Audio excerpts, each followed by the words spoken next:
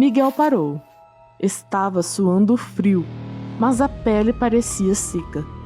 Olhou para João, olhou para o homem, olhou para a direção contrária. O corpo escolheu por ele. Correu. O som que se seguiu rasgou o mundo. Couro abrindo, ar deslocado, asas. Asas enormes se desenrolaram das costas do homem como se sempre estivessem ali, só esperando licença. O casaco por dentro parecia ser parte delas. A envergadura tapou a lua por um segundo que durou muito. João ficou. Ficou como a gente fica quando o corpo esquece de obedecer. Viu o vulto ganhar o alto e, no mergulho limpo, cair sobre Miguel.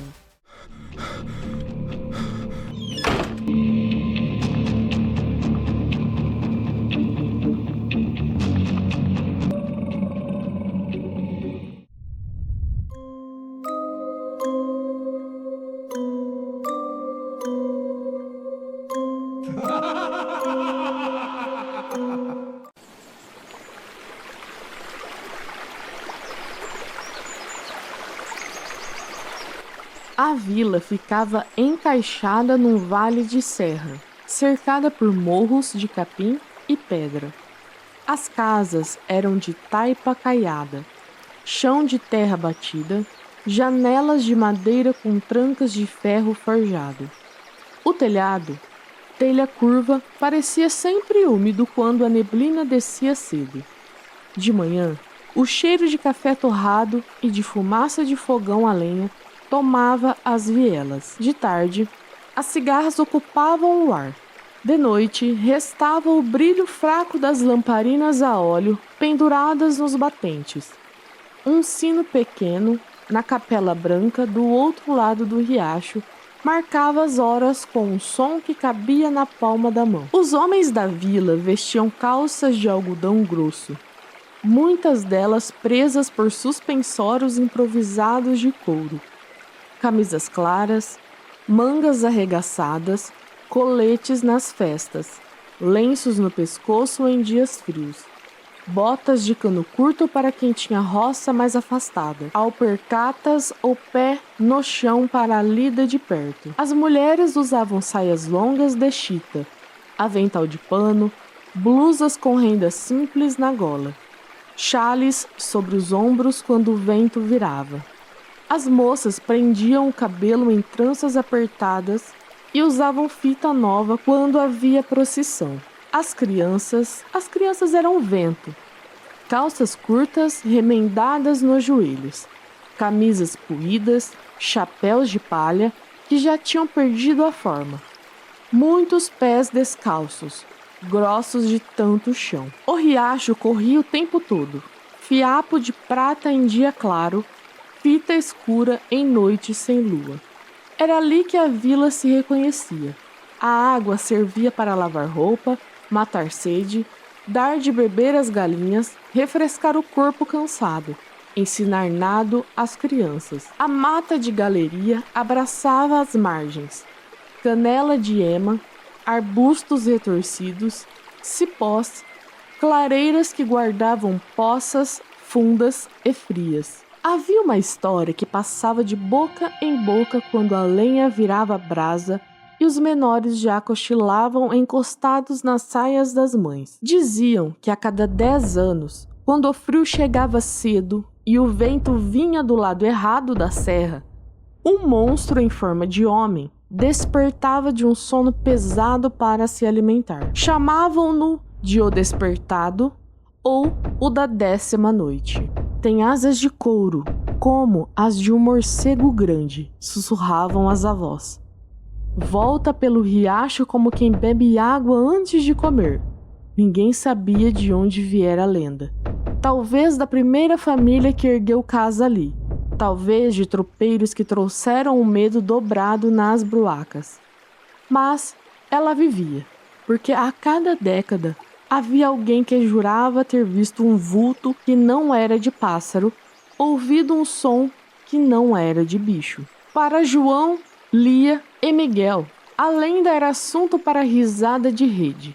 Os três tinham quase 10 anos e eram inseparáveis. João era o líder, curioso, inquieto, com um estilingue no bolso e um lápis curtinho no outro. Gostava de desenhar as pedras do rio como se fossem bichos imóveis. Miguel era mais calado, o olhar sempre atento, a mão fechada em torno de uma faca pequena de cabo de osso que o pai lhe dera, para ser homem. Mas ele a carregava como quem segura uma certeza. Lia tinha um bolso secreto costurado por dentro do vestido, onde guardava pedrinhas lisas achadas na beira d'água. Prendia o cabelo com uma fita de pano gasto, mas sempre limpo. Era a primeira a subir na pedra alta, a primeira a atravessar a água gelada, a primeira a dizer "vamos", quando os meninos hesitavam. Eles passavam o dia no riacho, pescando lambari com linha fina, construindo barragens de pedras, derrubando goiabas com pedradas tortas. O sol queimava os ombros, a água curava. O cheiro de folha amassada, de lama molhada, de pedra fria, tudo aquilo era o mundo deles. Foi numa manhã limpa que vieram os primeiros sinais. Um burburinho na venda, a mulher do Zeca contando que acordara com o terreiro revirado e as galinhas espalhadas, penas por todo lado. Um bezerro no sítio mais alto foi encontrado morto, a carne aberta, de um jeito que ninguém na vila sabia explicar. Um cachorro velho amanheceu duro, a boca suja de sangue, mas não o dele. As pessoas se reuniram no meio da rua, olhos estreitos. Onça, disse um. Sussuarana, concordou outro. Lobo? Arriscou o menino. E o ferreiro respondeu sem tirar os olhos do braseiro. Lobo não, aqui não tem. Os mais velhos fizeram contas nos dedos. 10 anos, outra vez. João zombou, claro. Mataram foi porco de mata, disse rindo. Miguel não riu. Lia apertou o laço do cabelo como quem amarra um pensamento. Naquela noite, um homem ficou até mais tarde roçando a terra à luz da lua. O facão estalava o capim grosso, e o som tinha cadência. De repente, o silêncio caiu inteiro, como se alguém tivesse abotoado o ar.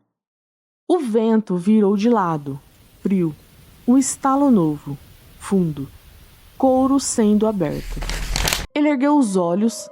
Nada. Só o claro pálido da lua. Deu um passo para casa. A sombra caiu sobre ele antes do segundo passo. Às vezes, a noite é tão rápida que a gente não ouve o próprio grito. Na manhã seguinte, a esposa desceu à vila. Sem véu, sem fôlego, sem o marido. Sumiu, disse, segurando com força a dobra do avental. Os homens pegaram machados, cães, tochas. Seguiram pegadas.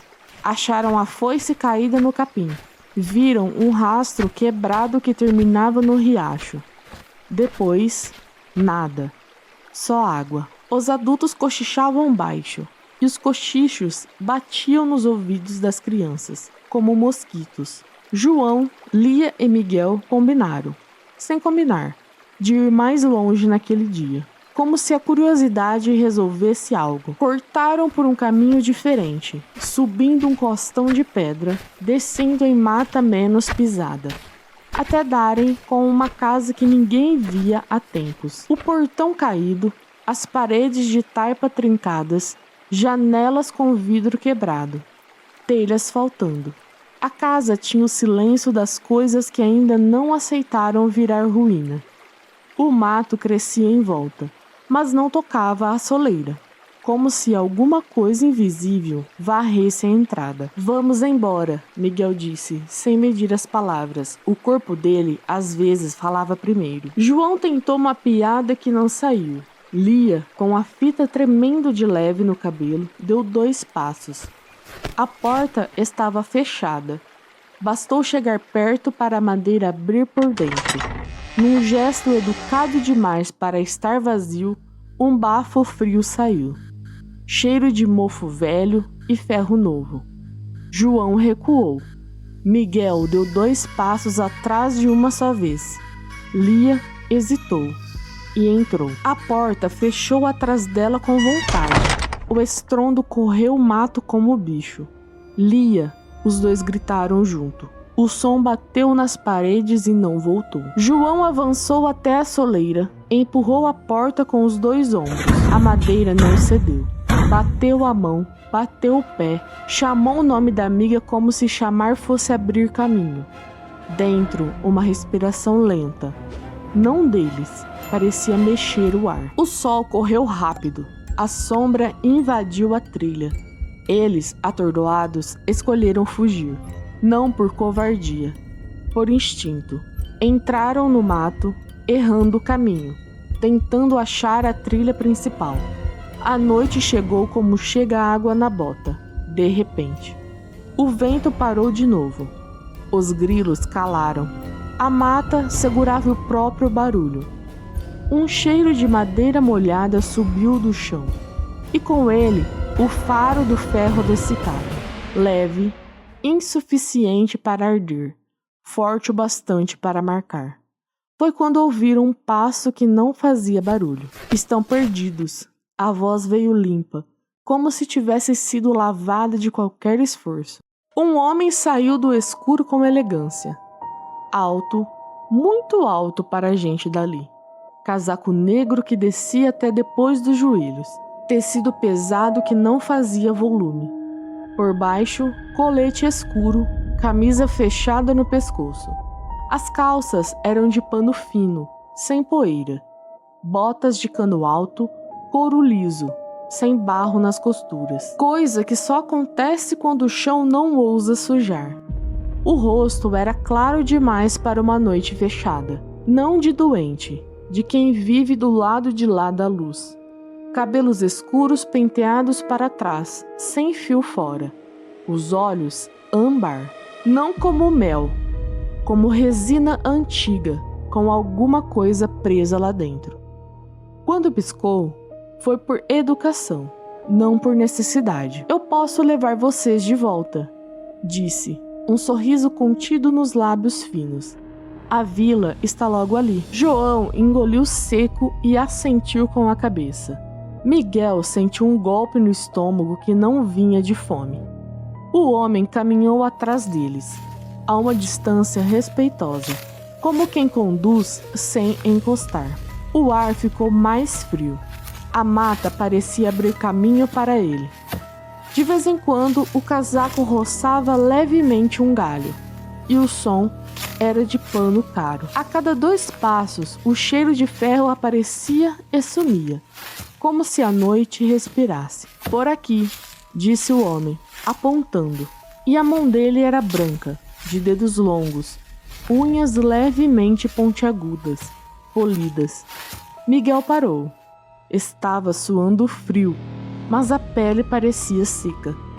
Olhou para João, olhou para o homem, olhou para a direção contrária. O corpo escolheu por ele. Correu. O som que se seguiu rasgou o mundo. Couro abrindo. Ar deslocado. Asas. Asas enormes se desenrolaram das costas do homem como se sempre estivessem ali, só esperando licença. O casaco por dentro parecia ser parte delas. A envergadura tapou a lua por um segundo que durou muito. João ficou. Ficou como a gente fica quando o corpo esquece de obedecer. Viu o vulto ganhar o alto e, no mergulho limpo, cair sobre Miguel. Um braço. Não, uma garra. Pegou a cintura do menino com precisão de quem faz isso há séculos. Miguel teve tempo de virar o rosto. O grito veio curto, quase sem ar. 1 segundo só. Depois, silêncio. A mata não quis ver. A criatura pousou leve 2 passos adiante, como quem não faz questão de peso. Recolheu as asas por educação. Passou a mão na própria boca num gesto civilizado. Os olhos âmbar pegaram a luz da noite e guardaram para si. Olhou João com curiosidade calma, inclinando um pouco a cabeça. E sorriu um sorriso fino demais. Você vai encontrar o caminho, disse, como se desse uma bênção. E sumiu, não correndo, apenas não estando. João andou sem direção até desabar. Quando amanheceu, homens o acharam dormindo torto na beira de um caminho. Carregaram-no como se carrega um santo de procissão que pesou de repente. Na vila, deitado numa cama de tábuas, ele conteve as palavras como quem segura uma ferida com a mão.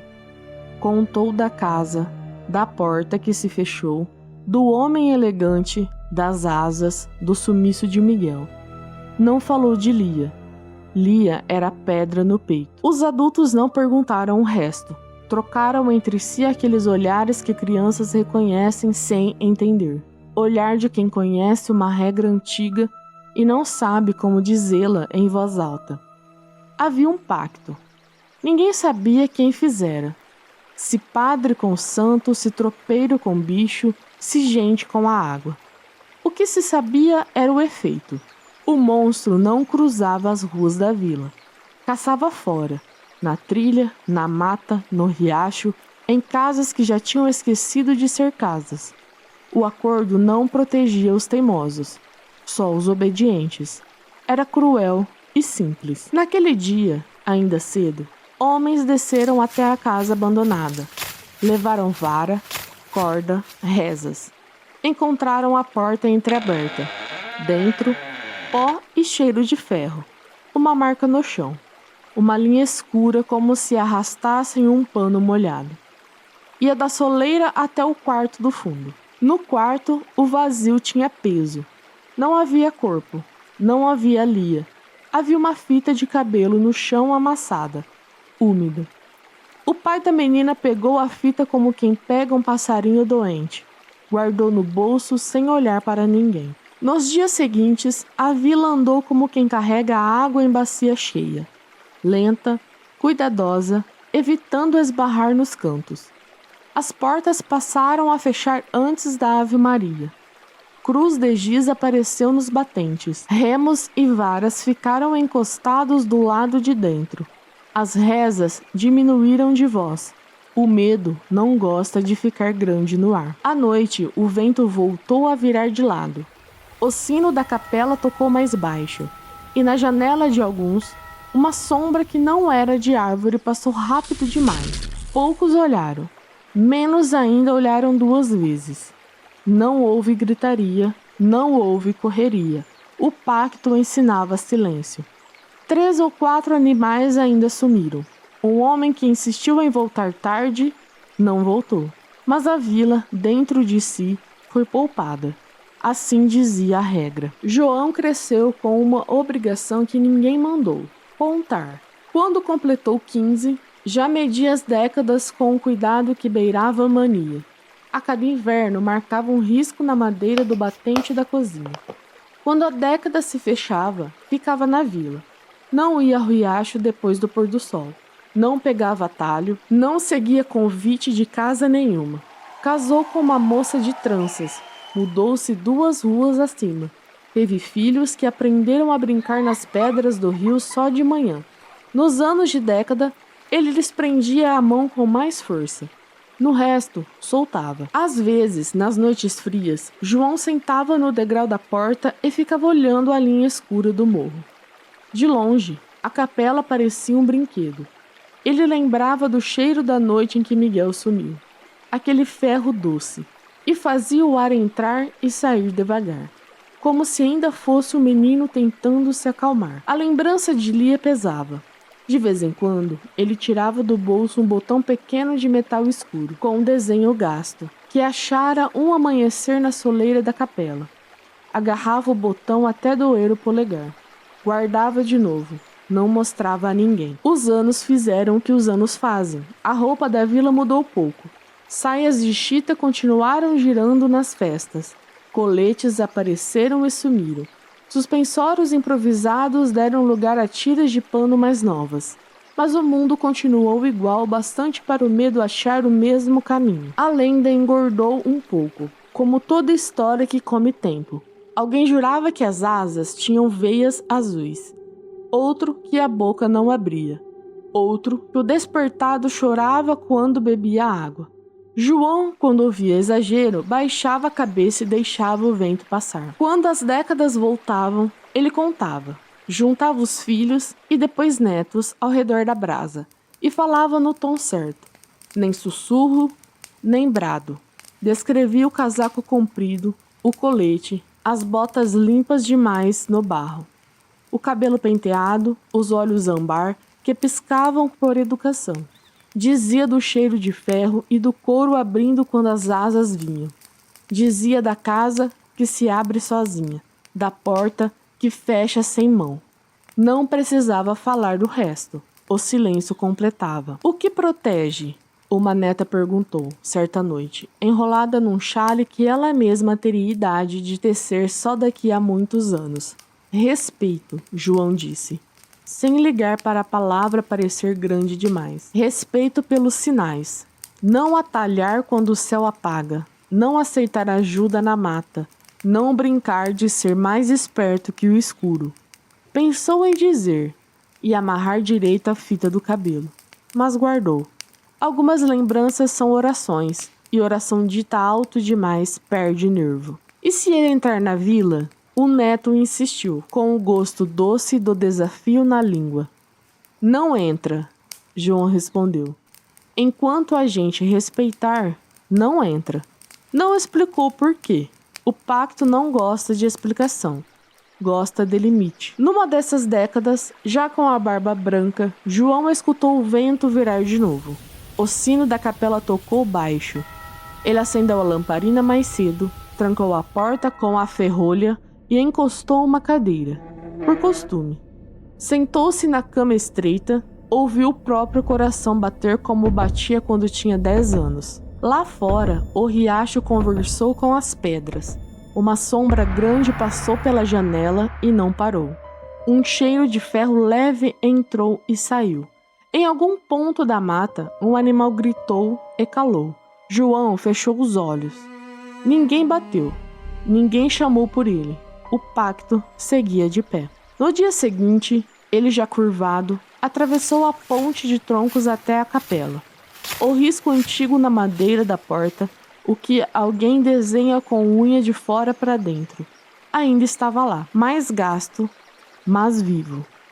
Ele passou a mão devagar por cima como quem alisa a crina de um cavalo cansado. Ficou um tempo ali, com a testa encostada na madeira fria até o sino tocar. Se você um dia passar por aquela vila, uma de tantas minas, com casas de taipa que o tempo teima em derrubar e gente que teima em levantar de novo, encostar a mão numa pedra do riacho, vai sentir que algumas são mais frias. Não é a água, é memória. E se numa noite sem lua você ouvir couro estalar dentro do escuro, não confunda com sonho. O despertado não gosta de confusões. Ele gosta de lembrar que existe, a cada 10 anos, e de lembrar que há uma linha que separa a vila do mato, a luz do breu, a insolência da prudência. A história que João contava sempre terminava do mesmo jeito. Ele olhava para os netos, para as mãos deles sem calo, para as fitas nos cabelos, para os nós mal dados nos sapatos e dizia: o mundo é grande, mas a noite é maior. Respeitem a noite. Se um homem elegante aparecer na mata oferecendo o caminho, corram. Se uma casa velha convidar vocês, digam não. E quando o vento virar, fiquem na vila. O resto, a água ensina. E então apagava a lamparina devagar, para que os olhos da casa não se assustassem. O riacho lá fora seguia falando baixo, como quem repete uma senha antiga. 10 anos, 10 anos, 10 anos. Quando a chama se ia de vez, a escuridão entrava macia e a vila respirava junto. Até que outra década precisasse de fôlego, até que o pacto pedisse de novo respeito, até que os olhos âmbar, em alguma noite fria, abrissem sem pressa, lembrando ao vale que há coisas que dormem por muito tempo e quando despertam, preferem que ninguém esteja atalhando por aí.